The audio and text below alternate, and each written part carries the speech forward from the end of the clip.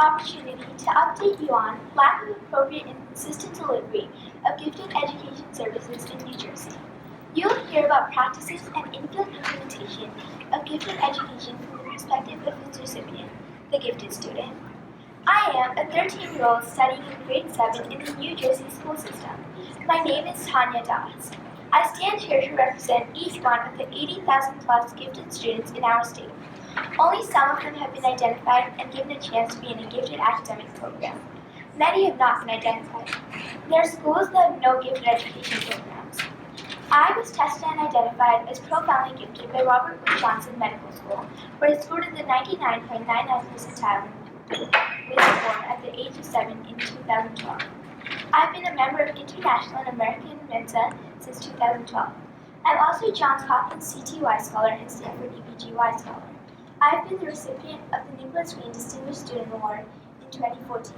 So why am I here? I think sharing my personal experience of education will provide insight into where the education policies of New Jersey need to be improved, and also how easy it may be to fix these problems. In grade 1, I spent more than half of the day simply wondering what to do, having completed classwork quickly. These were the years when school was a drudgery, and I refused to go to school, ending up with 40 days absence from school. This is when my parents took me for testing for the gifted child clinic. I do not say this with pride, but a deep feeling of sorrow and remorse. Just think of this, I lost 40 days from my active learning years.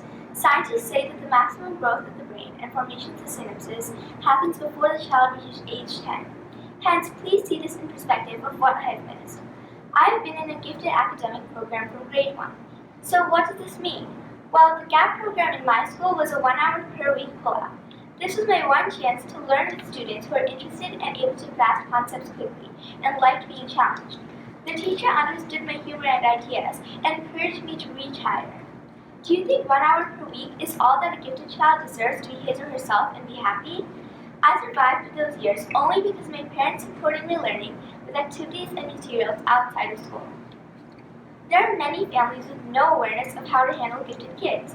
These kids end up wasting time and perhaps getting into trouble due to lack of engaging activities. They end up in life becoming liabilities to society rather than the stars of our society, delivering innovations as progressive thinkers. Let's work smart. In today's digital world, computer adaptive tests should be used to determine the appropriate instructional level to challenge each and every student. This will ensure that no student has met a ceiling. This will mean that all students, both gifted and struggling, get attention. When their education is neglected, gifted students do not show the growth to which they are entitled. Just because someone is intellectually gifted doesn't guarantee them a successful life.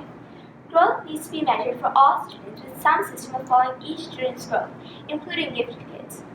The law states that every child deserves equal opportunities in their education, and schools will serve the learning needs of every child. Then I ask you, how is this true? When I, a gifted child, stand here saying that I learn almost nothing new in school. I think there's a huge miscommunication and wrong interpretation of the promise to provide equal opportunity. Equal does not mean same. Yes, school gives me a standard accelerated curriculum, but this is definitely not equal opportunity. What about the child whose school offers no acceleration? What about the students whose parents neither know of nor can afford out-of-school opportunities? This is certainly a civil rights issue. That every student succeeds is new and provides federal funds for gifted. Most schools don't know this. The Department of Education has responsibility to ensure some of the federal dollars are used to identify and serve gifted students and to train their teachers. Yet, while the policymakers focus mostly on children who are partially proficient on standardized tests, this inadvertently denies access for high achievers to gifted resources which should essentially build the world of tomorrow. There's a new law in our state that says teachers in training need 2 courses in special education. I say one of these courses should be how to teach gifted students for all educators, especially since we spend almost all of our time in general education classes. Underserving gifted students creates a recipe for disaster and tons of wasted time.